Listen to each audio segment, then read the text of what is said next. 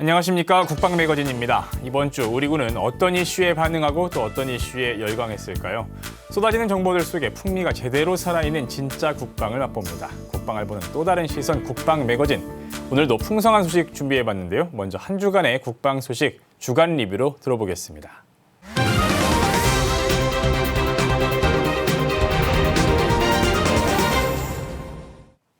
한 주간의 국방 소식을 정리해드립니다. 이번 주엔 어떤 국방 소식들이 있었을까요? 첫 번째 소식입니다. 빨간 마우라를 메고 창공을 힘차게 가르는 공군 파일럿. 누구나 한 번쯤 전투기 조종사를 꿈꾼 분들이 있을 텐데요.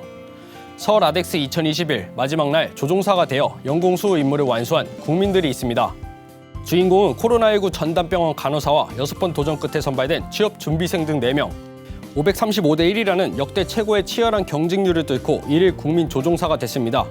공중 전투와 전술 임무 기동도 체험해보며 1시간 동안 잊지 못할 추억을 만들었습니다. 2007년부터 아덱스 행사와 연계해 2년에 한 번씩 진행되고 있는 전투기 비행 체험. 국상 항공기의 우수성을 널리 알리는 한편 국민들에게 특별한 추억을 선사하고 있습니다. 두 번째 소식입니다. 문재인 대통령이 국회에서 실시한 내년도 예산안 시정연설에서 장병 복지를 강화하고 첨단 전력 확보와 기술 개발에 중점 투자할 것이라고 강조했습니다. 국방 예산을 55조 2천억 원으로 확대하고 국민의 안전을 수호하기 위해 최선을 다하겠다고 전했는데요. 또 문재인 대통령은 세 차례 남북 정상회담과 역사상 최초의 북미 정상회담을 이끌어냈다면서 한반도 평화와 번영을 위해 끝까지 노력하겠다고 밝혔습니다. 세 번째 소식입니다. 해군이 민과 군의 화합과 상생의 장을 마련하고자 제주 서귀포에 위치한 예술의 전당 대극장에서 대한민국 해군 제주 호국 음악회를 개최했습니다. 이날 음악회엔 부석종 해군 참모총장을 비롯한 장병과 군가족, 제주도민 등 약 200여 명이 참석했습니다. 특히 해군은 이날 공연에서 창작 뮤지컬 칸타타인 지키자 이 바다를 선보였는데 국난을 극복하고 조선을 승리로 이끈 충무공 이순신 제독부터 1945년 11월 11일 해군을 창설한 손원일 제독의 이야기를 선보여 대한민국 해군의 영해수호의 역사와 조국 해양수호 의지를 뮤지컬에 담았습니다. 해군은 다음 달 9일에도 해군 창설 76주년을 기념해 서울올림픽홀에서 호국음악회를 개최할 예정입니다. 마지막 소식입니다. 인공지능 기반의 의료영상 판독 솔루션이 격오지 등 군 병원과 의무부대를 대상으로 본격적으로 활용됩니다. 디지털 뉴딜 사업인 인공지능 융합 프로젝트의 일환으로 지난해 7월부터 국방부와 과기부가 주관이 돼 개발을 시작한 이 의료영상 판독 솔루션은 군부대 내 영상 판독 전문의가 부족한 상황에서 인공지능과 데이터에 기반해 영상 판독을 보다 빠르고 정확하게 할 수 있게 도와줌으로써 장병들에게 최적의 의료 서비스를 제공할 것으로 기대하고 있습니다. 격오지 군 병원 등을 대상으로 군에서 발생하는 6대 질환 진단 지원 솔루션은 연평부대, 육군 7사단의 시범 적용을 시작으로 군 병원과 의무부대 36개소를 대상으로 확대 적용해 나갈 예정입니다. 지금까지 한 주간의 주간 리뷰였습니다.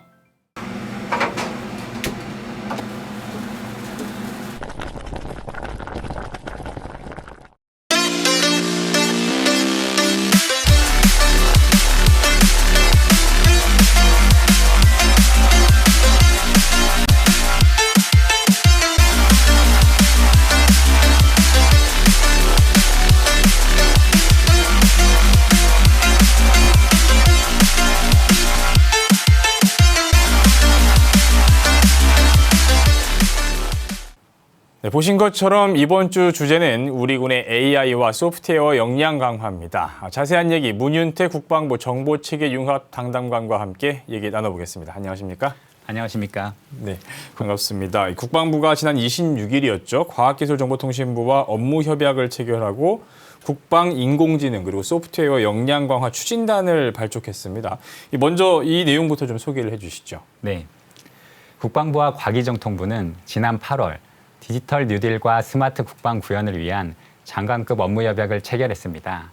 ICT R&D 및 실증사업 공동 추진, AI 클라우드 등 4차 산업혁명 기술의 군 적용 확대, 디지털 인재 양성 등의 협력을 강화해 나가기로 했는데요.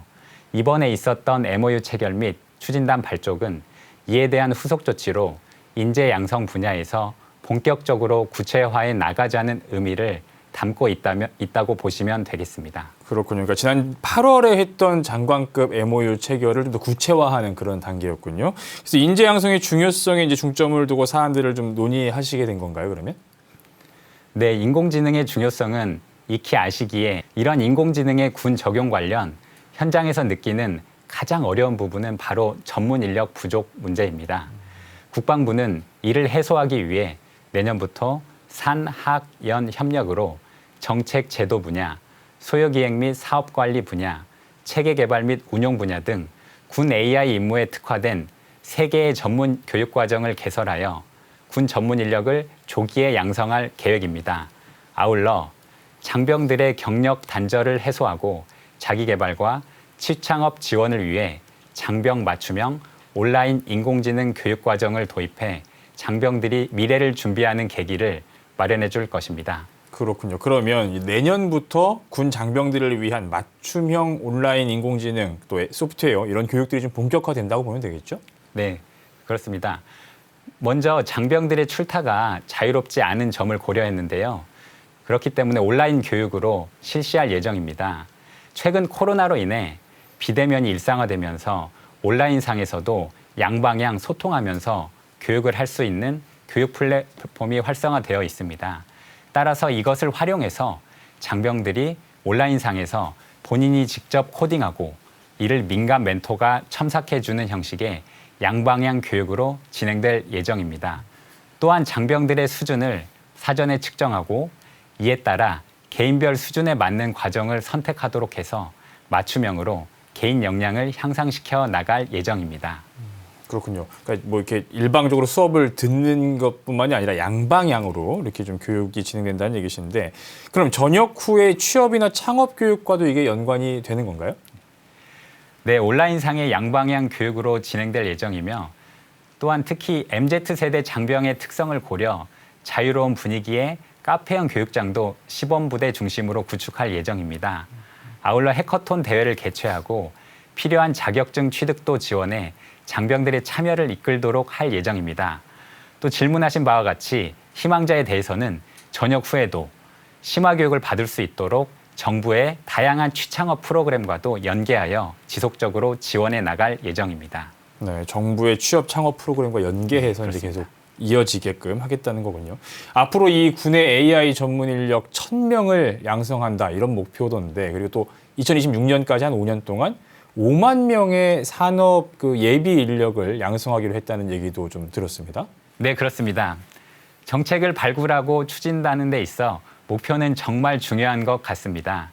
군 전문 인력 1,000명은 군이 필요로 하는 AI 소요 직위를 바탕으로 설정한 목표이며 산업 예비 인력 5만 명은 연간 전역하는 병사의 약 10% 정도를 산업 예비 인력으로 배출하자는 것을 목표로 잡았습니다. 그렇군요. 병사의 10% 정도요. 네. 요즘 뭐 사회에서도 워낙 AI 하지 않습니까? 그래서 뭐 반응은 좋을 것 같은데, 본격적으로 교육이 좀 시작되면 장병들의 호응은 어떨까요? 네, 최근 장병 몇 명을 대상으로 인터뷰를 해보았는데요. 다들 사회에서 AI를 강조하는 분위기 탓인지 군대 내에서도 AI를 공부하고자 하는 장병들이 많다는 이야기를 직접 들었습니다. 또한 지난 6월 장병 800여 명을 대상으로 설문조사한 결과도 60%에 해당하는 장병들이 AI 교육 수강을 희망한다는 결과도 나왔습니다. 이것을 볼 때 장병들의 호응도가 상당히 높을 것으로 예상하고 있습니다. 네, 알차게도 준비하신 만큼 결과가 좋았으면 좋겠네요. 자, 그럼 이번에는 군 의료 분야 AI 융합 사업 현장 시범 적용 선포식 얘기를 좀 해볼까 합니다. 지난 27일이었죠. 이 내용을 좀 자세히 소개해 주시겠습니까? 네, 국방부와 과기정통부는 앞서 협력하는 것 외에도 그간 장병들의 의료 복지 향상을 위해 2020년부터 2023년까지 약 332억 원을 투자해서 엑스레이 등 의료 영상을 인공지능이 자동 판독해 각종 질환을 진단할 수 있는 솔루션을 개발해 오고 있었는데요. 드디어 지난 7월 관련 솔루션이 개발돼 연평부대 및 7사단 의무대 등 일부 현장에 시범 적용되고 있습니다. 따라서 이번 행사는 이러한 성과를 확인하고 첫걸음을 축하하는 의미의 행사였습니다. 이제 뭐 AI가 엑스레이 등 이런 걸 판독한다는 얘기인 거죠. 상당히 좀 신기하긴 한데. 자, 그럼 이제 구체적으로 이런 인공지능이 의료 영상을 분석해서 군의관이 이제 AI가 분석한 엑스레이나 이런 것들을 판단으로 진단을 해서 지원하는 그런 이제 시스템이라는 거잖아요, 그죠? 이게 이제 실용화가 되면 어떤 효과를 우리가 기대할 수 있을까요?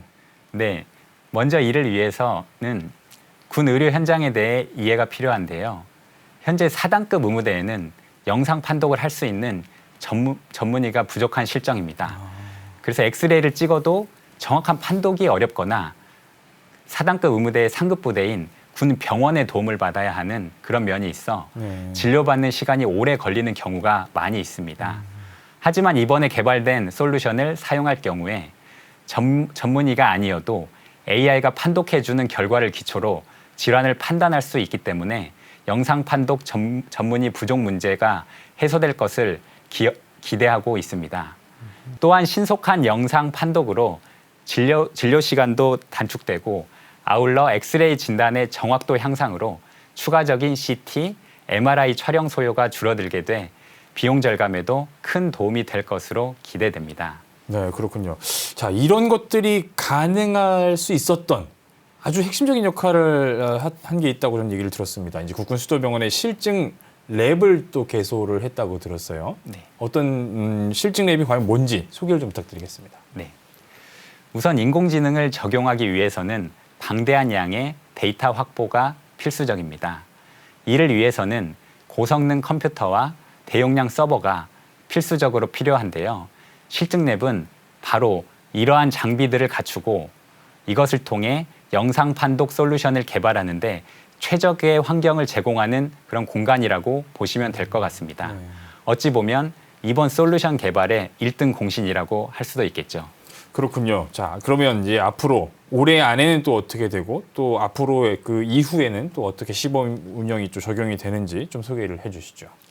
네, 올해에는 6개 질환을 판독할 수 있는 AI 솔루션을 연말까지 36개의 군 병원과 의무대 등에 시범 적용할 예정입니다. 아울러 사업이 종료되는 23년까지 판독 대상 질환을 6개에서 9개로 확대하고 솔루션의 정확도를 보다 향상시켜 나갈 예정입니다. 동시에 109개의 군 병원과 4단 의무대로 확대하여 적용해 나갈 예정입니다. 그렇군요. 문윤태 국방부 정보체계 융합 담당관과 함께 얘기 나눠봤습니다. 오늘 말씀 고맙습니다. 네, 감사합니다.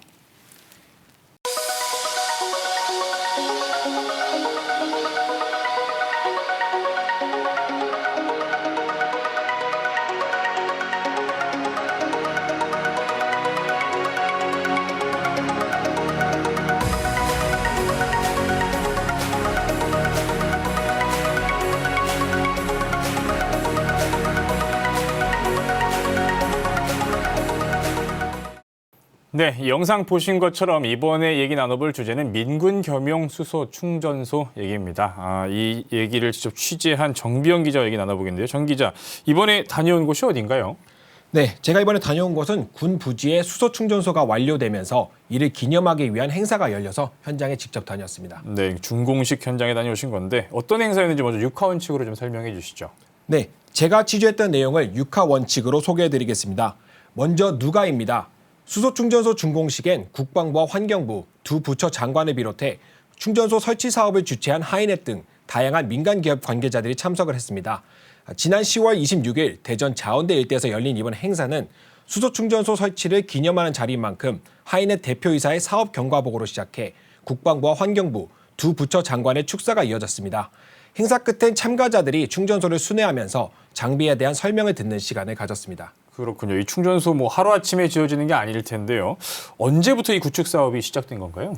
네, 수소 충전소 구축은 작년 6월 국무총리 주관으로 국방부와 환경부 그리고 산업부 등이 수소 활용 업무 협약을 체결하면서 계획됐습니다. 협약을 통해 국방부는 민군 겸용 수소 충전소 설치에 적극적으로 협력하고 2021년까지 수소차 10대를 구매해 시범 운영하겠다고 밝혔습니다. 환경부는 수소 충전소 구축에 적극적으로 지원하겠다고 말했고 산업부는 국방부 수소 활용을 위한 기술 개발과 실증 등에 대해 지원과 협력을 아끼지 않겠다고 약속했습니다. 그렇군요. 이게 지금 충전소가 위치한 곳이 자운대잖아요. 그러니까 군부대가 밀집한 그런 지역인데 네. 이 궁금한 게 그 군인 아니어도 이렇게 아무나 이용을 할 수 있는 거예요? 또 언제부터 이걸 또 이용할 수 있는 건지 이런 것들이 좀 궁금합니다. 네, 정말 중요한 질문 하셨는데요. 이번에 설치한 자원대 수소 충전소는 앞서 말씀드렸다시피 민과 군 모두 누구나 이용이 가능합니다. 충전소는 지난 27일부터 상업 운전을 시작했고 운영 시간은 일요일을 제외한 주 6일 매일 오전 8시부터 오후 8시까지 12시간 동안 이용이 가능합니다. 하루 동안 충전이 가능한 차의 대수는 승용차 60대와 버스 12대 이상이며 시간당 수소 25kg을 충전할 수 있어 이용자들의 충전 편의가 한층 개선될 것으로 기대됩니다. 그렇군요. 그러니까 일요일 하루 제외하고 매일 네, 맞습니다. 12시간 동안 승용차 60대, 버스 12대가 이 충전을 할 수 있다는 거죠. 이게 이용자 입장에서는 상당히 좀 편리할 것 같은데 그렇다면 이제 가장 중요한 게 또 가격 아니겠습니까? 가격은 어떻게 되나요? 네, 이용자 입장에서 가격을 고려 안 할 수가 없는데요. 수소 판매 가격은 1kg에 8,800원입니다. 그렇다면 수소 1kg에 몇 킬로미터를 주행할 수 있는지도 궁금하실 텐데요. 휘발유나 경유차 연비는 리터당 주행 가능 거리를 계산하는 반면 수소차는 킬로그램당 주행 가능 거리를 계산합니다. 저도 궁금해서 추가 조사를 해봤는데 H사 N모델 기준으로 수소 1kg에 약 90km 정도 주행이 가능하다고 보시면 되겠습니다. 그렇군요. 그러니까 근데 제가 이제 궁금한 건 아직까지 제 주변에 이게 수소차를 끌고 다니는 사람 좀 찾아보기가 힘든 것 같아요. 그러니까 네. 이 충전소는 지었는데 만약에 이용자가 없으면 좀 곤란하지 않을까 이런 우려도 좀 되고요. 또 전국에 수소차가 얼마나 있는지 또 군에서도 이런 수소차를 뭐 아까 이제 도입한다고 앞에서 설명해 주시긴 했는데 얼마나 도입했는지 이런 것도 좀 궁금합니다. 네, 맞습니다. 전기차는 많이 보이는 추세지만 수소차는 여전히 찾아보기 어려운데요.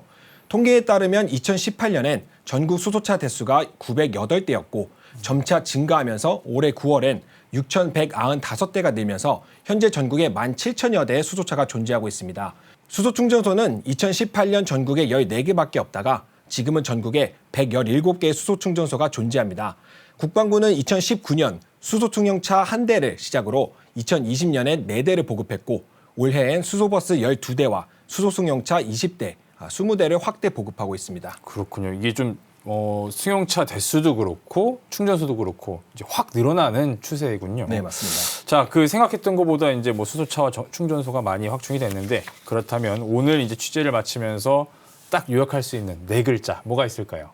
네, 석유와 전기를 뛰어넘어 새로운 자원을 활용하는 시대가 왔다라는 의미에서 선택한 단어인데요. 제가 뽑은 오늘의 4자는 수소시대입니다. 네, 수소시대. 알겠습니다. 앞으로 좀 수소시대 저도 좀 많은 기대를 해보겠습니다. 정규현 기자 오늘 고생 많으셨습니다. 네, 고맙습니다. 네, 이번 주에는 우리 군의 AI 역량 강화와 활용 방안에 대해 살펴봤는데요. 디지털 대전환 시대에 MZ세대 장병들을 위한 인공지능과 소프트웨어 교육으로 장병들이 미래를 준비할 수 있는 큰 계기가 될 수 있었으면 좋겠습니다. 또 아울러서 군 의료 분야의 AI 융합 사업으로 군 장병들의 의료 여건 처우도 개선되고 군 전력 강화에도 이바지할 수 있었으면 좋겠습니다. 이번 주 국방 매거진 준비한 소식 여기까지입니다. 시청해주신 여러분 고맙습니다.